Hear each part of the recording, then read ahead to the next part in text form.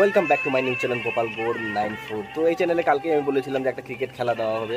সেই খেলাটি হলো India women versus Pakistan women. তো এই খেলার মধ্যে যে খেলাটি থাকবে, এই ক্রিকেট খেলার মধ্যে আমি দুটি খেলা দিব।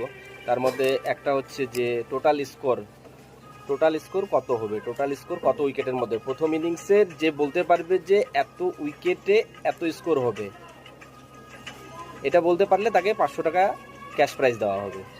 যে এত উইকেটে ফার্স্ট ইনিংসে এত উইকেটে এত রান হবে, কেউ যদি বলতে পারে তাকে 500 টাকা ক্যাশ প্রাইজ দেওয়া হবে।